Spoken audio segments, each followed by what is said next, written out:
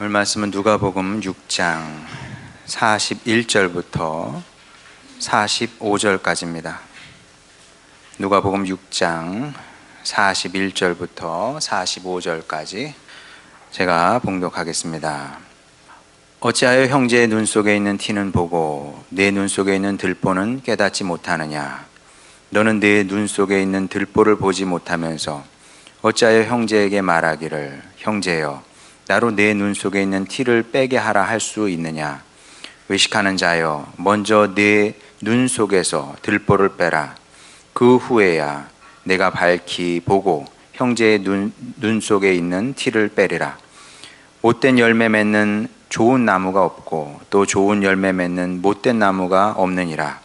나무는 각각 그 열매로 아나니 가시나무에서 무화과를 또는 찔레에서 포도를 따지 못하느니라. 선한 사람은 마음에 쌓은 선에서 선을 내고 악한 자는 그 쌓은 악에서 악을 내나니 이는 마음에 가득한 것을 입으로 말함이니라. 아멘. 분별은 나쁜 것이 아니다, 이런 말씀을 드렸습니다. 나쁘기는커녕 꼭 필요한 거죠. 분별 못하면 안 됩니다. 자, 그러면 분별 꼭 필요한 거니까 이제부터 열심히 분별하며 살아야겠네, 또 이렇게 결심을 하면 그건 또 틀린 겁니다. 굳이 그럴 필요가 없습니다. 더 정확하게 얘기하면 그러면 안 됩니다. 헷갈리시죠? 아니, 꼭 필요하다고 해놓고 또 열심히 분별할 필요는 없대. 무슨 논리가 이래? 자, 근데 숨 쉬는 걸 생각해 보면 금방 이해가 됩니다. 우리 그 생명 살아야 되잖아요. 살기 위해서 제일 중요한 건 뭐냐면 숨을 쉬는 겁니다. 참 이상하지 않아요? 아무것도 없어요. 눈에 보이는 게 없습니다. 자, 근데 숨을 안 쉬잖아요? 금방 죽어요. 음식물은 뭐 먹지 않아도 뭐 물만 마시면은 아무것도 안 먹어도 20일은 뭐 살지 않겠습니까? 뭐 40일 금식도 하니까 뭐 20일 정도는 아마도 살 수 있을 겁니다. 음식을 먹지 않아도 물, 소금 먹으면 뭐 살겠죠. 근데 숨을 안 쉬면 어떻게 될까요? 뭐 이거는 실험을 안 해봐서 모르겠는데 5분이면 졸도하고 뭐 10분 안에 죽지 않겠습니까? 뭐 아마도 1분만 숨 안 쉬어도 막 죽을 것 같은데, 죽을 것 같으니까 참 사람이 생명체라는 게 진짜 신기한 겁니다. 산소가 들어와야 살 수가 있죠. 자, 이렇게 숨쉬기는 절대적으로 중요합니다. 자, 그러면 우리가 애써서 노력해서 숨을 쉬려고 해야 되겠습니까? 그렇게 안 하죠. 왜냐하면 이건 누구나 잘해. 충분히 잘합니다. 물론 뭐 복식 호흡을 해야 된다, 뭐 다 또 여러 가지 얘기가 있긴 합니다만은 그거는 뭐 또 다른 얘기고, 살 만큼 넉넉히 잘합니다. 누구나. 자, 마찬가지로 사람을 분별하고 판단하는 것도 숨쉬기와 비슷하다. 굳이 애쓰지 않아도 됩니다. 노력하지 않아도 됩니다. 충분히 넉넉히 잘해요. 뭐 배우지 않아도 얼마나 잘하는지 모릅니다. 사람 몇 번 만나면 딱 나와요. 내가 이 사람하고 가까워져야 되는지 말아야 되는지, 그저 그런 사람인지 아니면은 싫은 사람인지 분별 안 되던가요? 모든 분별이 마찬가지입니다. 뭐 그런 분별일 뿐만 아니라 뭐 영분별도 그렇게 어렵지 않아요. 정상적인 교회에서 신앙생활 하면 뭐 굳이 우리가 뭐 이 목사님은 어떤 분인가 뭐 분석하지 않아도 그냥 성령님의 은혜로, 우리가 안에 계신 성령님의 은혜로 대충 대략 나오죠. 내가 이런 사람을 따라가면 안 되겠네. 여러분이 유튜브 이런 데 설교 듣잖아요.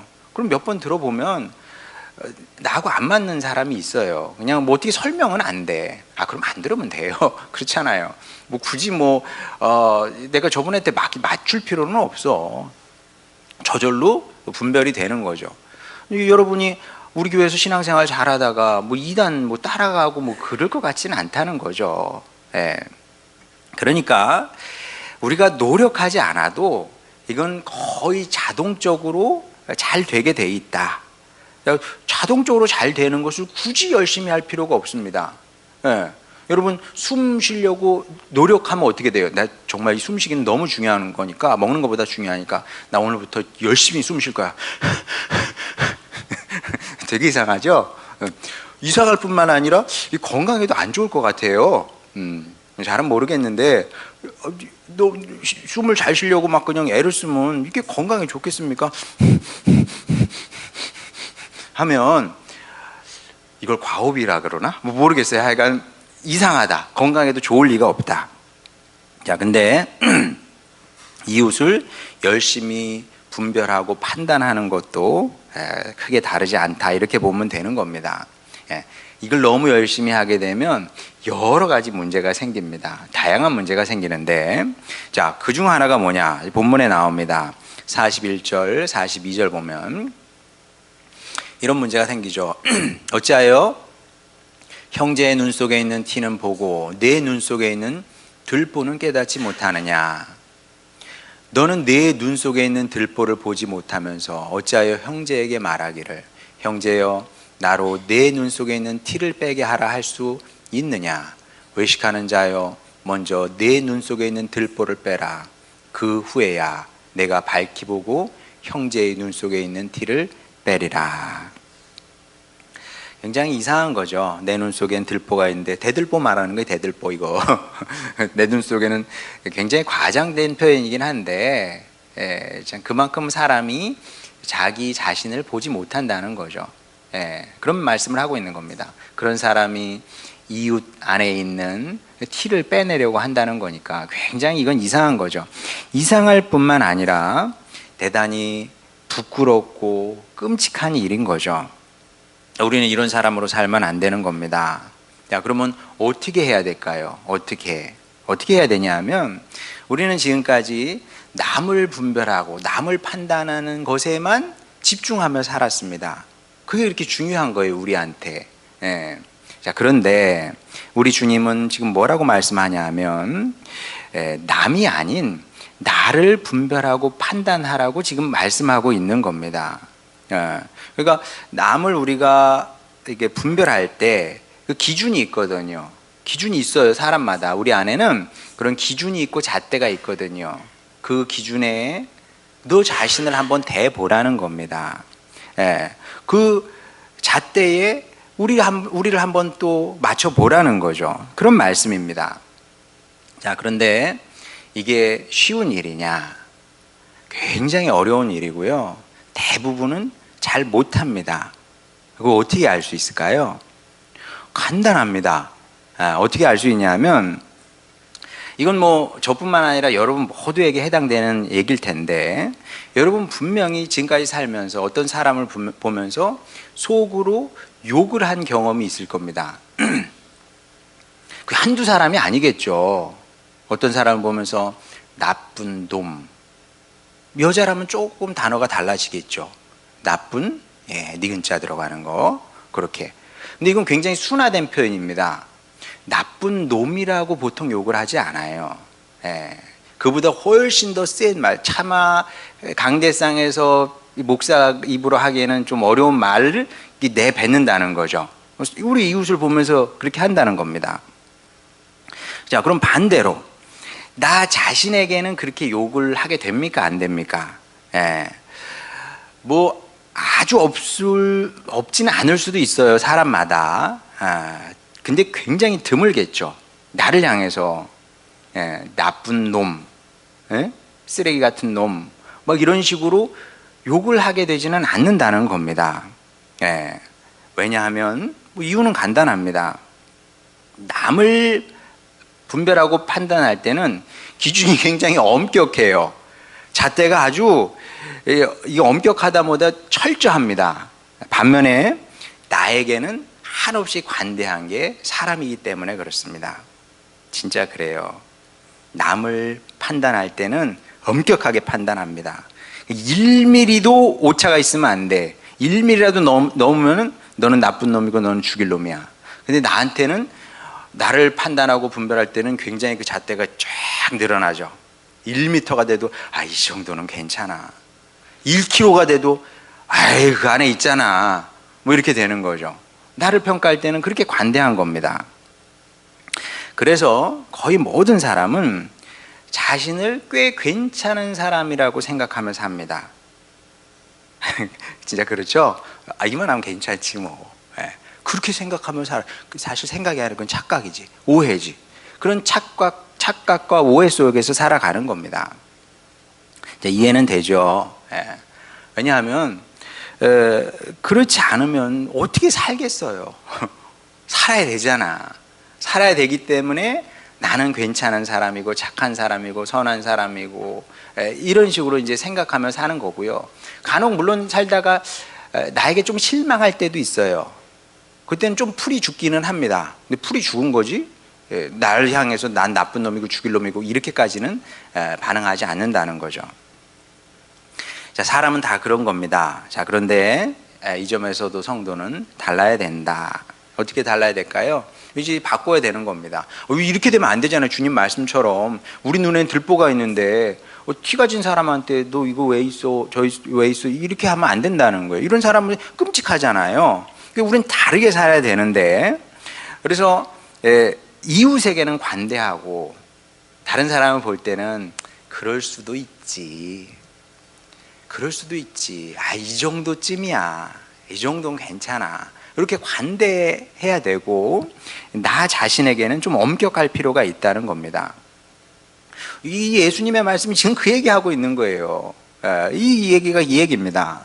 자, 그러면 이제 앞으로는 남을 분별하고 판단하기보다 그건 이미 잘하고 있어요. 이미 잘하고 있다니까 믿으시기 바랍니다. 이미 잘하고 있기 때문에 더 잘할 필요가 없어요.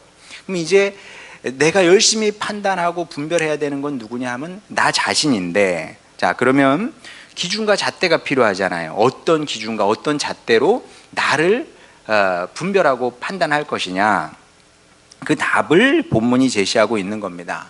43절 44절 못된 열매 맺는 좋은 나무가 없고 또 좋은 열매 맺는 못된 나무가 없느니라. 나무는 각각 그 열매로 아나니 가시 나무에서 무화과를 또는 찔레에서 포도를 따지 못하느니라. 선한 사람은 마음에 쌓은 선에서 선을 내고 악한 자는 그 쌓은 악에서 악을 내나니 이는 마음에 가득한 것을 입으로 말함이니라. 무슨 말씀하십니까? 사람은 열매로 아는 거다. 그러니까 이제 이건 보편적인 법칙입니다. 남을 분별하고 판단하든 나를 분별하고 판단하든 그 기준은 뭐냐 하면은 열매를 보고 아는 겁니다. 자, 좋은 열매를 맺으며 사는 사람이 있는데 그 사람의 특징은 뭐냐 하면 45절에 선한 사람이다. 하나님 보시기에 선한 사람이다. 이렇게 지금 말씀하고 있어요. 자, 선한 사람이 누구냐? 그러면 이 말씀을 묵상을 하면 떠오르게 되는 성경 구절이 있습니다. 자, 마가복음 10장 18절. 예수께서 이르시되 네가 어찌하여 나를 선하다 일컫느냐? 하나님 한 분 외에는 선한 이가 없느니라. 하나님이 선한 분이에요. 하나님이 선한 분. 자, 그러면 어떤 사람이 선하다고 하면 그 선함이라는 것은 뭐 착한 거 아니면은 뭐 도덕적으로 깨끗한 거 뭐 그런 것도 선함이겠죠. 그게 선함이 아닐 수는 없지 않습니까? 자, 그런데 더 구체적으로는 하나님을 닮은 사람이 선한 사람이에요. 왜냐하면 하나님이 진짜 선하신 분이기 때문에. 자, 그러면 관건은 성경이 하나님은 선하다고 얘기를 하는데 어떤 면에서 선하신가? 그걸 알아야 될 거 아니에요. 왜냐하면 우리는 이제 선하다고 하면 어떤 사람이 선한가? 어려운 이웃을 도와줘. 선하다고 하겠죠. 아니면 뭐 법을 잘 지켜. 그것도 선한 겁니다. 자, 근데 하나님은 뭐 법을 지키실 이유가 없잖아요. 법을 지키시는 분은 뭐 하나님 무슨 법을 지키시나? 그러니까 우리가 가진 상식 차원에서 하나님을 선하다 이렇게 말할 수 없는 거예요. 하나님은 하나님의 선하심이 있을 겁니다. 그걸 알아야 우리가 그분을 닮아가지 않겠습니까? 자, 한번 생각해 봅시다. 자, 우리가 하나님을 선하신 분이라 얘기를 해요. 성경도 그렇게 말씀하고 우리도 그렇게 믿고 있습니다. 그러면 왜 우리는 하나님은 선하신 분이라고 얘기를 하느냐는 거예요. 예. 그러면 이제 보통 그렇게 생각하겠죠. 하나님이니까. 그건 철학자들도 알아요. 예. 유신 철학자들이 있어요. 물론 무신 철학자들이 압도적으로 많지만 유신 철학자들도 있습니다. 뭐 우주를 보면서 어떤 인격적인 특성을 가진 신이 존재하는 것 같다. 그럼 그 신의 특징이 뭘까? 뭐 아마 사랑일 거다, 선일 거다, 뭐 그런 식으로 얘기를 합니다. 교회 안 다니면서도 그런 얘기는 해요. 예. 그러면 그런 의미에서 하나님이니까 선한 겁니까? 아니면 그래서 하나님이니까 선하다고 말해줘야 될 것 같아. 그렇지 않아요? 우리가 뭐 제가 주하고 얘기를 하는데 대놓고 주하를 보고 뭐 주하는 잘생겼지만 너 이렇게 생긴 게 그러냐? 이렇게 얘기를 할 수는 없는 거예요. 예. 내가 객관적으로 봐도 이 사람 못생겼어. 너 못생겼네, 당신 못생겼네, 이렇게 말할 수는 없지 않습니까?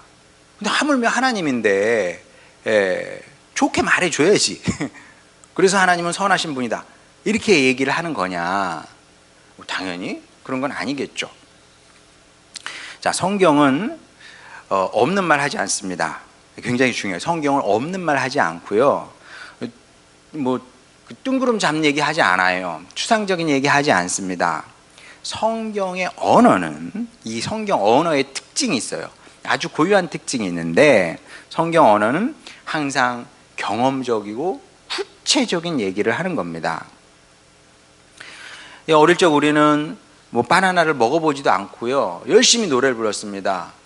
바나나는 맛있어, 바나나는 맛있어, 맛있어야만 해. 그러다 이제 막상 먹어보면 이런 식감은 우리가 느껴보지 못했잖아요. 사실 맛있다고 할 수는 없거든요, 이게. 근데 하도 세뇌를 받아서 동네 와서 아이들한테는 그렇게 얘기를 하죠. 내가 먹어봤는데 진짜 맛있어. 맛은 미끈미끈하고, 사실 사과가 맛있지 바나나가 맛이 있습니까? 우리 민족에 익숙한 이게 식감이 아니야, 이게. 근데 하도 그냥 바나나는 맛있어, 바나나는 맛있어 그래가지고 먹고 나면 지금 맛있다고 얘기를 해야 될 것 같아. 안 하면은 이건 뭐 우린 거짓말쟁이니까. 자, 그런데 성경에는 이런 말이 없다는 겁니다. 자, 요한일서 1장 1절 보겠습니다. 태초부터 있는 생명의 말씀에 관하여는 우리가 들은 바요, 눈으로 본 바요, 자세히 보고 우리의 손으로 만진 바라. 얼마나 멋집니까? 이게 성경 말씀은 이런 겁니다. 성경에는 이런 말씀만 기록되어 있다니까요. 그러니까 믿음의 선조들은 그들의 삶을 통해서 하나님의 선하심을 보았고, 느꼈고, 만져봤고, 실제로 체험을 한 겁니다. 그러니까 하나님은 선하신 분이라고 고백할 수밖에 없었던 거죠. 그리고 이게 구체적인 체험이기 때문에 이걸 증언이라고 하는 겁니다. 이론이 아니에요. 성경은 이론을 얘기하지 않습니다. 그게 아니라 내가 경험한 내 체험을 이야기하는 거예요. 그래서 증언이라고 하는 거고, 증언이기 때문에 성경은 하나님의 말씀으로서의 권위를 갖는 겁니다. 이게 그냥 글이지 무슨 뭐 믿지 않는 사람들에게는 그냥 글이에요. 근데 믿는 우리에게는 여기 하나님을 삶으로 경험한 사람들의 이 구체적인 증언이 기록되어 있는 겁니다. 그러니까 하나님의 말씀으로서의 권위를 갖게 되는 거죠. 자, 그러면 우리 믿음의 선조들은 도대체 뭘 경험해서, 하나님의 어떤 부분을 경험해서 그분을 선하신 분이라고 고백을 했느냐? 뭐 얘는 많은데 로마서 5장 7절 8절 보겠습니다. 여기서 위하여가 많이 나오는데 오늘 설교 제목이잖아요. 자, 그것을 이제 염두에 두고 보시기 바랍니다. 의인을 위하여 죽는 자가 쉽지 않고, 의인을 위해서 죽는 것도 쉬운 일이 아니죠. 여기서 의인은 굉장히 광범위한 의미입니다. 단순히 선하고 착한 사람만 얘기하는 것이 아니라 내가 사랑하는 사람, 내가 좋아하는 사람을 의미하기도 해요. 그런 사람을 위하여서도 죽기가 쉽지 않은 거죠.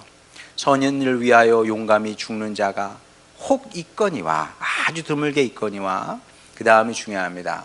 우리가 아직 죄인 되었을 때 그리스도께서 우리를 위하여 죽으심으로 하나님께서 우리에 대한 자기의 사랑을 확증하셨느니라.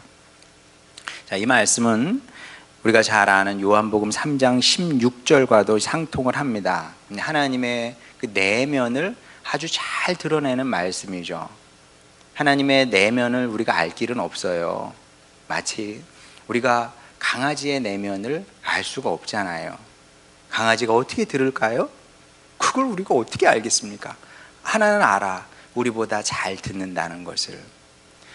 강아지가 어떻게 냄새를 맡을까요? 그걸 우리가 어떻게 알아요? 한 가지는 알아. 우리보다 훨씬 더 냄새를 잘 맡는다는 것을. 강아지가 어떻게 볼까요? 잘 몰라요. 우리는 개가 아니니까. 근데 한 가지는 알아요. 개들이 생명이라는 것을. 색을 잘 못 본다면서요. 그럼 우리가 강아지도 잘 모르는 마당에 하나님의 내면을 어떻게 알겠습니까? 그런데 이런 하나님의 말씀을 통해서 하나님의 내면이 우리에게 드러나게 되는 거죠. 요한복음 3장 16절, 하나님이 세상을 이처럼 사랑하사 독생자를 주셨으니, 사실은 같은 내용이거든요. 자, 그럼 여기서 하나님께서 사랑하신 세상이 도대체 뭘 얘기를 하냐? 하나님께서 사랑하신 세상의 정체는 뭐냐? 그게 뭐겠습니까? 배반, 배신, 죄악을 일삼는 인류를 말하는 겁니다. 저를 말하는 거고 여러분을 의미하는 거죠. 이 말씀도 마찬가지예요. 8절에서 우리가 도대체 누구를 의미하는 거냐? 여기서 우리는 죄와 악에 사로잡힌 인류 전체를 뜻하는 겁니다. 우리가 아직 죄인 되었을 때, 그러면 죄인에게 합당한 게 뭐예요? 죄인에게 합당한 게 뭡니까? 죄인에게 합당한 것은 쳐버린 겁니다. 그러니까 죽어 마땅한 사람들인 거예요, 원래 인류는. 근데 이게 틀리지 않아요, 경험적으로. 나 빼고. 항상 사람은 나 빼고 나를 제외하고 얘기를 하잖아요. 세상 돌아가는 거 봐봐요. 다 나쁜 놈들이야, 이게. 저기 귀신이 뭐 하는지 몰라. 저런 인간 안 잡아가고. 대부분 그런 식으로 생각을 하거든요. 근데 나는 괜찮을까요? 아니요. 이게 우리 다 포함하는 겁니다. 우리가 다 죄인인 거죠. 우리가 죄와 악에 사로잡혀서 살아가고 있는 겁니다. 그런데 하나님께서 이런 우리를 사랑하셨다는 거죠. 사랑하셔서 우리를 위해서 예수님을 보내주시고, 예수님은 우리를 위해서 십자가를 지신 겁니다. 우리 질문하고 싶죠. 도대체 왜? 이 말씀처럼 의인을 위해서 죽기도 쉽지 않아요. 사랑하는 사람을 위해서 죽는 거 쉽지 않아요. 여러분은 저를 위해서 죽을 수 있습니까? 무슨 망발이야 저게. 저는 여러분을 위해서 죽을 수 있을까요? 한번 생각해 볼게요. 어려운 겁니다. 우리가 사이가 좋은데도 그래요. 근데 여기서 죄인은 원수를 얘기하거든요. 하나님의 원수입니다. 그들을 위해서 존재하고 살고 죽는다는 게, 이게 말이 됩니까? 말이 돼요, 안 돼요? 말이 안 돼. 그러니까 이게 사람의 상식으로는 답이 없는 겁니다. 말이 안 되니까, 있을 수 없어, 이런 거는. 이런 예는 세상에 존재한 적이 없는 겁니다. 그래서 성경에 뭐라고 얘기하냐면, 이건 은혜와 사랑이다. 이 사건은 하나님의 이야기는 그 자체가 하나님의 바이오그래피죠. 하나님의 그 역사 자체는 은혜와 사랑이 아니면 이게 설명이 안 돼요. 답이 안 되는 겁니다. 하나님은 그렇게 어제도 오늘도 내일도 존재하셨고 존재하고 계시고 존재하실 분인 거죠. 제가 35년 이제 신학 공부를 했는데, 이 과정을 통해서 배운 것도 결국 이 사실인 겁니다. 저에게 하나님은 어떤 분일까요? 다양하게 하나님을 이야기하고 설명할 수 있습니다만은 제게 하나님은 죽어 마땅한 죄인인 그리고 여러분을 위해 존재하시는 분이다.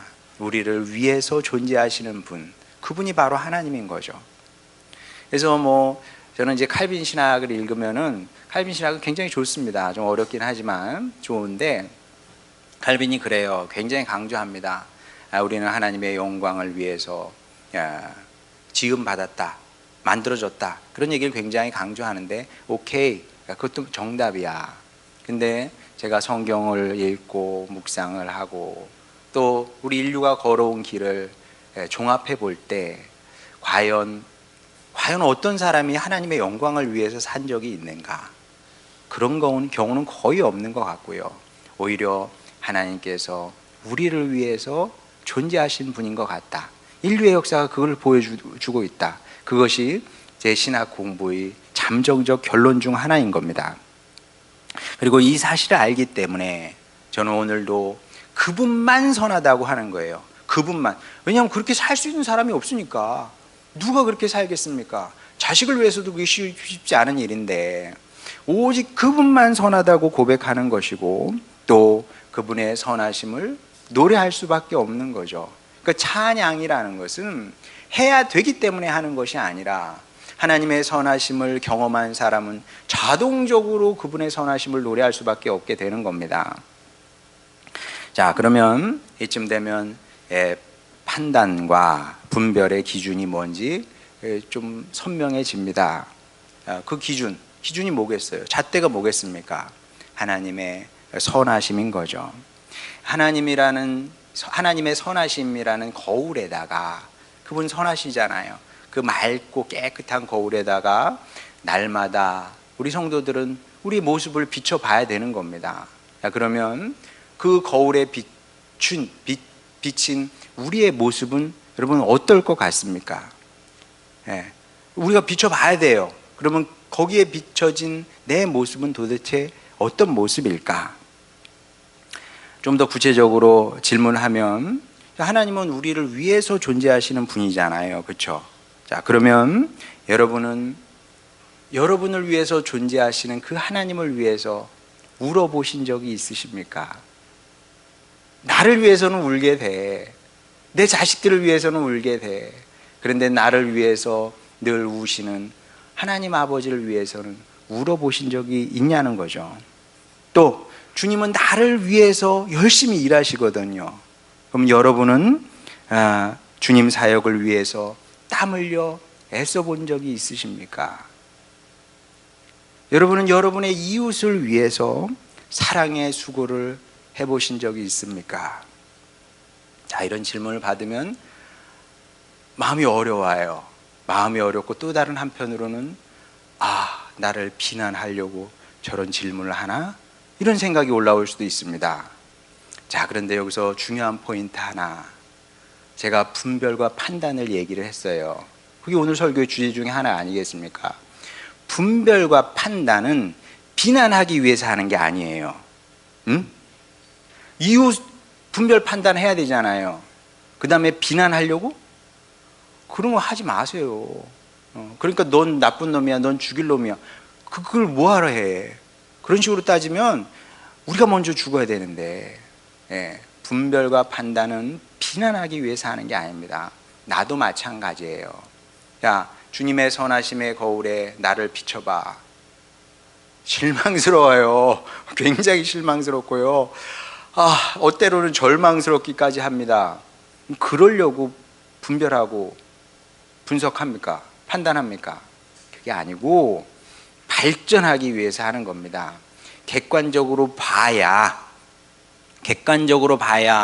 내 잘못이 무엇이고 부족한 것은 무엇인지 바꿔갈 수 있지 않겠습니까? 그러니까 여러분, 제일 엉뚱한 반응이 뭐냐면 분별하고 판단한 다음에 낙심하고 절망하는 거. 그건 굉장히 어리석은 짓입니다.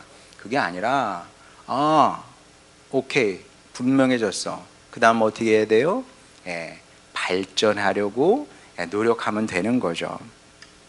자, 그러면 여러분, 하나님을 위해서 울어본 적이 있고 또 주님 사역을 위해 애써본 적이 있고 이웃을 위해서 사랑의 수고를 해보신 적이 있습니까? 자, 이렇게 질문을 받으면 저는 그렇게 생각을 합니다. 여러분은 이미 이런 선한 사역을 시작했어요. 제가 언제 했죠? 그냥 받아들이세요. 여러분 이미 입문했습니다. 하나님을 닮아가는 최고위 과정에 입문은 했어요. 했는데, 근데 중요한 것은 무엇이냐면 여기서 멈추면 안 된다. 제가 좋아하는 비유처럼 성도의 삶이라는 것은 자전거를 타는 것과 비슷합니다. 자전거가 간단 말이에요. 그러면 계속 페달을 밟아줘야 넘어지지 않고 가지 않습니까? 성도의 삶도 마찬가지인 겁니다. 잡았다 함도 아니고 이루었다 함도 아니에요. 여러분 하나님을 위해서 울기도 하고요. 주님 사역을 위해서 해도 씁니다. 또 이웃을 위해서 사랑의 수고도 하죠. 여러분 진짜 그래요. 여러분이 10년 전을 생각해보고 지금 생각해보세요. 설마 하나도 발전을 안 했으려고 발전한 부분이 있다니까요. 근데 여기서 멈추지 마시고 계속 이 수고를 해야 되는, 이 사역의 수고를 해야 되는 겁니다. 그래서 이 사역을 계속 키우고 확장해 나가야 된다는 거죠. 왜냐하면 그래야 지금보다 더 선하고 아름다운 하나님의 사람으로 발전하게 되기 때문에 그렇습니다. 자, 우리의 인생의 목적은 여러 가지로 얘기할 수도 있습니다만은 내가 원하는 것을 이루고 성취하고 이런 것은 두 번째로 중요한 겁니다. 아니야, 두 번째도 안 돼. 그건 세 번째, 네 번째로 중요한 겁니다. 진짜 중요한 것은 무엇이냐면 우리의 삶을 통해서 아버지 하나님을 닮아가는 거죠. 그러니까 부모 자식 간의 관계와 하나님과 우리와의 관계는 비슷한 부분도 많은데 다른 부분도 있어요. 비슷한 부분은 무엇이냐면 우리 자녀들은 노력하지 않아도 부모를 닮게 돼 있어요. 딱 보면 알아. 이게 네 집 아들이고 네 집 딸인지. 근데 하나님과 우리와의 관계는 그런 건 아닙니다. 우리가 애쓰고 노력하지 않으면 우리는 하나님을 닮은 사람이 될 수가 없어요. 우리가 애쓰고 노력하고 바라고 소망해야 이 일은 이루어지게 되는 거다. 그래서 저의 바람은 무엇이냐면 우리 하늘소망교회 식구들이 이제 우리에게 주어진 시간이 있을 것 아니겠습니까? 그 주어진 시간 동안 우리 아버지 하나님을, 그분의 선하심을 더 많이, 더 풍성하게 닮아가게 되는 거죠. 꼭 그런 성도 여러분이 되시길 바랍니다. 그래서 여러분의 인생을 통해서 아무 열매나 맺는 것이 아니라 특상품, 최고의 열매를 주렁주렁 풍성히 맺으며 살아가는 축복의 인생을 만들어 가시는 여러분 모두가 되시기를 주님의 이름으로 축원합니다. 찬양 부르고 기도하도록 하겠습니다.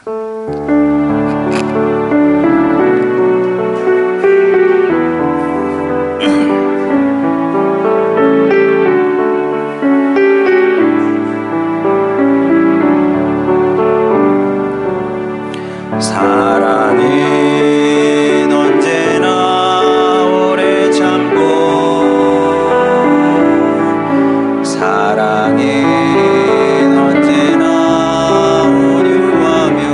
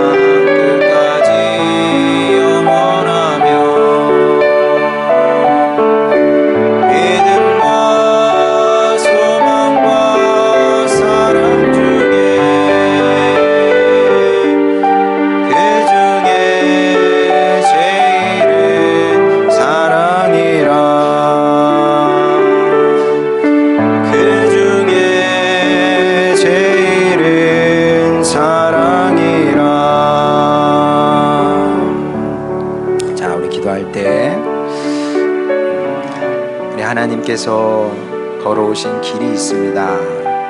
우리는 그것을 하나님의 역사라고 부를 수 있을 것이고, 그 역사는 성경에 기록되어 있고 또 그 역사는 우리 가운데서도 계속 진행 중입니다. 하나님의 역사를 단 한 단어로 표현한다면 위하여가 아닐까 싶습니다. 하나님은 우리를 위해서 계시는 분이고 또 앞으로도 그럴 것입니다. 자, 그러면 우리가 어떻게 살아야 될까요? 우리 삶의 중심은 항상 나 자신이었습니다. 어떻게 하면 내가 잘 될까? 나 원하는 대로 살까? 나 기쁘고 행복하게 살까? 나를 위한 삶이었죠. 근데 어느 순간 우리 좀 변화되어서 발전해야 되지 않겠습니까? 아버지 하나님께서 우리를 위해서 존재하시는 것처럼, 주님, 저도 이런 사랑의 사람이 되겠습니다. 그래야만 하는 이유는, 그래야 우리 인생에도 열매를 맺게 됩니다. 열매 없는 인생은 서글픈 겁니다. 슬픈 겁니다. 주님, 저도 주님 기뻐하시는 열매를 맺으며 살길 원합니다. 최고의 열매를, 특상품을 풍성히 맺으며 살아가는 주님의 아들, 딸 되게 하여 주시옵소서. 이런 기도 제목으로 주님께 나가도록 하겠습니다. 기도하시겠습니다. 우리를 사랑하시는 아버지 하나님, 여기 주님의 자녀들이 있습니다. 아버지, 우리의 간절한 소망과 바람입니다. 우리는 세상을 닮기를 원치 않습니다. 세상을 닮을 것이 아니라, 세상 사람을 닮을 것이 아니라 하나님을 닮기를 원합니다. 하나님 아버지를 닮아가기를 원합니다. 주님, 그리함으로 말미암아 이 일을 위해서 주님의 선하심에 우리 자신을 날마다 비춰보게 하여 주시옵소서. 아버지, 주님이 선하신 분이니 우리도 선한 분이 되겠습니다. 그렇게 변화 발전하겠습니다. 이런 자세로 살아가는 우리 하늘소망교회 식구들이 되기를 원합니다. 주님, 그리하여 우리 선한 나무, 좋은 나무가 되게 하여 주시옵소서. 나쁜 나무가 되기를 원치 않습니다. 우리 아버지 하나님, 기뻐하시는 열매를 맺는 주님의 백성들이 되기를 원하오니, 아버지 하나님, 주여 이 소망을 갖고 날마다 살아가는, 노력하고 애쓰는 저희들 되기를 원합니다. 주님, 우리는 연약합니다. 약합니다. 우리의 결심과 결단은 날마다 무너집니다. 성령님, 우리에게 오시옵소서. 성령님, 우리 가운데 풍성 충만히 역사하여 주시고 임재하여 주시기를 원합니다. 그리하여 주님의 능력으로, 주님의 은혜로 우리 할 수 없는 일 주님 이루게 하여 주시옵시고, 아버지 하나님, 이 땅에서 주님 닮은 선한 사람으로 살다가 주여 풍성한 열매를, 아름다운 열매를 주님께 드리기를 원하오니 이 일에 성공하는 우리 식구들 다 되게 하여 주시옵소서. 그렇게 완성의 인생을, 아름다운 인생을, 승리의 인생을 살아가는 우리 하늘소망교회 식구들 되기를 원합니다. 주님, 승리케 하여 주시옵소서. 사랑하는 아버지 하나님, 우리의 기도를 들으심을 감사드립니다. 주님 닮은 하늘 아버지의 아들, 딸로 날마다 성장 발전해 나가는 우리 모두가 되게 하여 주시옵소서. 예수님의 이름으로 기도드렸습니다. 아멘.